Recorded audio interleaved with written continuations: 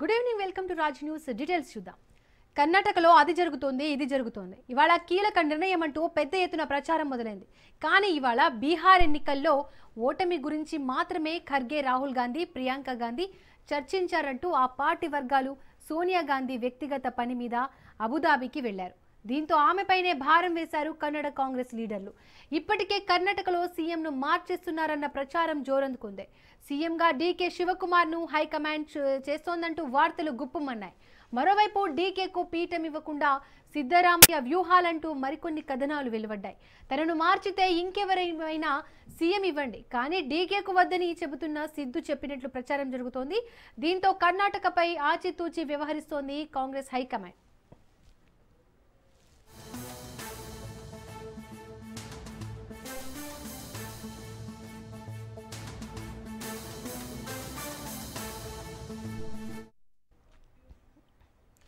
కర్ణాటక పరిణామాలపై Congress high command focus చేసింది. హస్తినాలో హస్తం అగ్రనేతలు సమాలోచనలు చేస్తున్నారు. కర్ణాటక సీఎం మార్పుపై జోరుగా ఊహాగానాలు వస్తున్నాయి. డిసెంబర్ 1లోగా నయా చీఫ్ మినిస్టర్ ఖాయమంటున్నారు కన్నడ నేతలు. సీఎం సిద్ధరామయ్య స్థానంలో డీకే శివకుమార్ వస్తారని ధీమాగా చెబుతున్నారు. ఇప్పటికే కర్ణాటక సీఎం పదవి కోసం అటు సిద్ధరామయ్య, ఇటు డీకే శివకుమార్ మధ్య నెలకొన్న వివాదం కీలక దశకు చేరింది. పీసీసీ చీఫ్ డీకే శివకుమార్ చేసిన వ్యాఖ్యలు కాంగ్రెస్ హైకమాండ్ కు పరోక్ష హెచ్చరికలా మారాయి. మాటకున్న శక్తి ప్రపంచంలోనే అత్యంత గొప్పదని వాగ్దానం నిలబెట్టుకోవడం అనేది అతిపెద్ద చర్యన్నారు డీకే శివకుమార్. సీఎం పదవిని మార్చేందుకు గతంలో హైకమాండ్ ఇచ్చిన హామీని ఆయన గుర్తు చేశారని శివకుమార్ వర్గం చెబుతోంది. ఈ పరిణామాలు కర్ణాటక రాజకీయాల్లో అధికార మార్పు జరగనుందనే ఊహాగానాలకు మరింత బలం చేకూర్చాయి.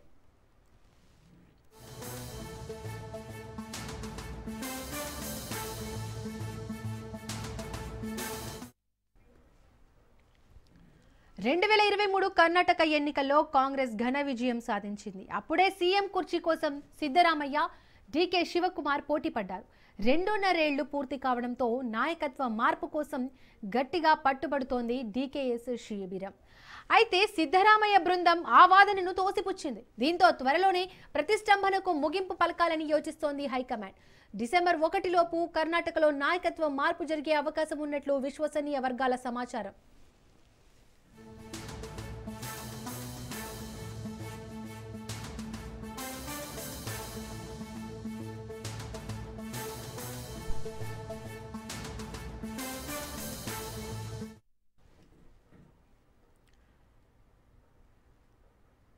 ఇప్పటికే సిద్ధరామయ్య అంతిమ నిర్ణయం హైకమాండ్దే అన్నారు. గందరగోళానికి స్వస్తి పలకాలన్నారు.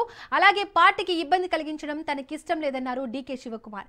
దీంతో ఏం జరుగుతోందో చూడాలంటున్నారు కన్నడిగులు. డిసెంబర్ 1వ తేదీలోగా పవర్ గేమ్ కు తెరపడనుంది. ఇక మరింత సమాచారం మా రిపోర్టర్ రాజిరెడ్డి అందిస్తారు. రాజిరెడ్డి, కర్ణాటక రాజకీయాలు ఎలా మలుపు తిరగబోతున్నాయి, డీటెయిల్స్ ఏంటి? దేశం మొత్తం కూడా కర్ణాటక వైపు చూస్తుంది. అసలు కర్ణాటకలో ఏం జరగబోతుంది, ఎట్లా ముందుకెళ్ళబోతుంది అనేది కూడా ఇప్పుడు దేశం అంతా కూడా ఇంట్రెస్టింగ్గా మారబోతుందని చెప్పుకోవచ్చు. కాంగ్రెస్ అధికారంలో ఉంది కేవలం 3 రాష్ట్రాలే. ఒకటి తెలంగాణ, 2 కర్ణాటక, 3 హిమాచల్ ప్రదేశ్. అయితే ఇప్పుడు ప్రస్తుతం కర్ణాటకలో గందరగోళ పరిస్థితిలో నెలకొందని చెప్పుకోవచ్చు.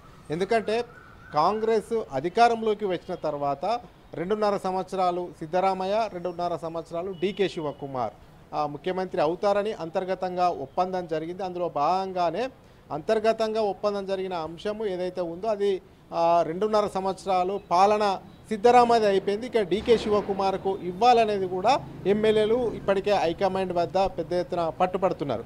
ఈ యొక్క నేపథ్యంలో ఇక డీకే శివకుమార్ లేటెస్ట్గా చేసినటువంటి ట్వీట్ అందుకు నిదర్శనంగా కనిపిస్తుంది. పరోక్షంగా ప్రత్యక్షంగా హైకమాండ్కు హెచ్చరిక జారీ చేసిన విధంగానే మనం అర్థం చేసుకోవచ్చు. ఎందుకంటే విశ్వంలో అతిపెద్ద మాట, అతిపెద్ద విషయం ఏంటంటే ఇచ్చిన మాటకు కట్టుబడి ఉండడం, ఇచ్చిన మాటను నిలుపుకోవడం.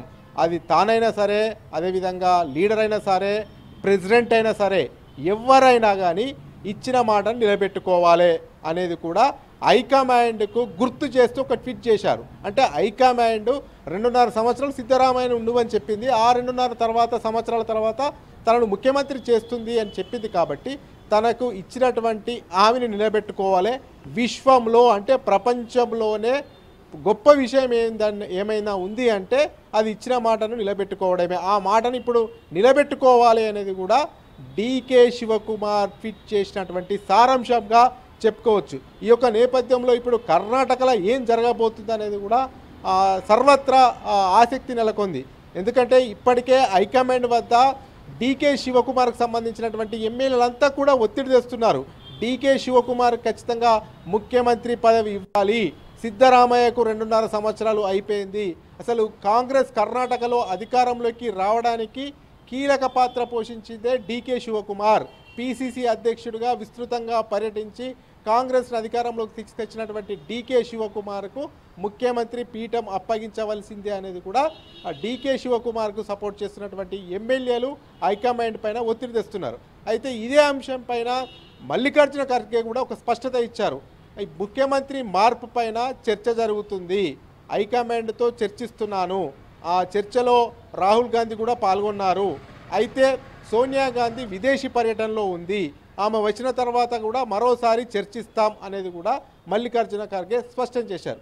ఈ యొక్క నేపథ్యంలో మరి అధికారం మార్పిడి జరుగుతుందా, సీఎం సీటుకు కొత్త ముఖ్యమంత్రి వస్తాడా రాడా అనేది కూడా సర్వత్రా ఉత్కంఠ ఉంది. ఒకవేళ ముఖ్యమంత్రిని కంటిన్యూ చేస్తే ఏ రకంగా ఉండబోతుంది, ఒకవేళ ముఖ్యమంత్రి సిద్ధరామయ్య ప్లేస్లో డీకే శివకుమార్ను కొత్త ముఖ్యమంత్రిగా చేస్తే ఏ విధంగా ఉంటుంది, ఇవన్నిటిని కూడా కాంగ్రెస్ హైకమాండ్ బేరేజు వేస్తున్నట్లు సమాచారం. ఒకవేళ సిద్ధరామయ్యను తొలగించి డీకే శివకుమార్ను ముఖ్యమంత్రి ఇస్తే మరి కర్ణాటకలో రాజకీయం ఎలా మలుపు తిరగబోతుంది, ఒకవేళ సిద్ధరామయ్యనే కంటిన్యూగా ముఖ్యమంత్రిగా కంటిన్యూ చేస్తే మరి డీకే శివకుమార్ ఎంతవరకు సహకరిస్తాడు, ఏమన్నా జరిగే అవకాశాలు ఉన్నాయా, ఎమ్మెల్యేల బలము డీకే శివకుమార్కు ఉంది కాబట్టి ఇంకేమన్నా జరిగే అవకాశం ఉందా, ఇదే కోణంలో మొత్తం జాతీయ నాయకత్వం కూడా ఈరోజు తర్జన భర్జన పడినట్టు తెలుస్తుంది. ఇందులో భాగంగానే ఒకవేళ ఉంటే డిసెంబర్ 1 లోపల ముఖ్యమంత్రి మార్పు అవకాశం ఉంది అనేది కూడా ఏఐసిసి వర్గాల నుంచి సమాచారం అందుతుంది. ఈ యొక్క నేపథ్యంలో సిద్ధరామయ్య కంటే కూడా డీకే శివకుమారే బెటర్ అని జాతీయ నాయకత్వం కనుక భావిస్తే ఖచ్చితంగా సిద్ధరామయ్యను పక్కకు పెట్టి డిసెంబర్ 1 లోపు డీకే శివకుమార్కు ముఖ్యమంత్రి పీఠాన్ని అప్పగించే అవకాశాలు అయితే కనబడుతున్నాయి. మొత్తానికి చూసుకున్నట్టయితే ఇప్పుడు కాంగ్రెస్ గడ్డు పరిస్థితిలా ఉంది. ఎక్కడ కూడా ఏ ఎన్నికలు జరిగినా, ఏ రాష్ట్రంలో జరిగినా కానీ కాంగ్రెస్కు ఓటమి చవి చూస్తుంది. ఈ యొక్క నేపథ్యంలో అధికారంలో ఉన్నటువంటి రాష్ట్రాలను కాపాడుకోవాలి అంటే అక్కడ ఎమ్మెల్యేలు అభిప్రాయం ఏంటి అనేది కూడా తెలుసుకుంటారు. ఈ యొక్క నేపథ్యంలో ఓవైపు ఎమ్మెల్యేల అభిప్రాయం, ఇంకోవైపు కర్ణాటకలో ఉన్నటువంటి కీలక నేతల అభిప్రాయము, కర్ణాటకకు సంబంధించినటువంటి మల్లికార్జున ఖర్గే ఏఐసిసి అధ్యక్షుడిగా ఉన్నాడు కాబట్టి ఇవన్నీ కూడా లెక్కలు బేరేజు వేసుకొని ఎవరితోని ఏ రకమైనటువంటి సంప్రదింపులు జరపాలి, ఎట్లా ముందుకెళ్లాలనేది కూడా ఒక ఆలోచన చేసే విధంగా ఉంది. ఒకటి అంటే త్వరలోనే సోనియా గాంధీ విదేశీ పర్యటన ముగించుకొని ఇండియాకు వచ్చినటువంటి తర్వాతనే ఈ యొక్క అంశం పైన క్లారిటీ వచ్చే అవకాశం ఉంది. అయితే డీకే శివకుమార్ రాహుల్ గాంధీ మీద గుర్రుగా ఉన్నట్టు తెలుస్తుంది. ఎందుకంటే రాహుల్ గాంధీకి 2-3 సార్లు ఫోన్ చేసినా కానీ రాహుల్ గాంధీ నుంచి ఎలాంటి స్పందన రాలేదని తెలుస్తుంది. అంతేకాకుండా రాహుల్ గాంధీకి ఫోన్ చేస్తే కూడా రెస్పాండ్ కాలేదు. డీకే శివకుమార్ ఎన్నిసార్లు ఫోన్ చేసినా రాహుల్ గాంధీ స్పందించడం లేదు అనేది కూడా కన్నడ కాంగ్రెస్ వర్గాల్లో చర్చ జరుగుతుంది. ఈ యొక్క నేపథ్యంలోనే ఆయన మనస్తాపానికి గురైనటువంటి డీకే శివకుమార్ ట్విట్టర్లో తన అభిప్రాయాన్ని షేర్ చేసినట్లు తెలుస్తా ఉంది. దీపిక, రాజిరెడ్డి, కర్ణాటకలో జరిగే ఈ రాజకీయ పరిణామాలకు హైకమాండ్ నుంచి ఏమైనా స్పందన వచ్చిందా?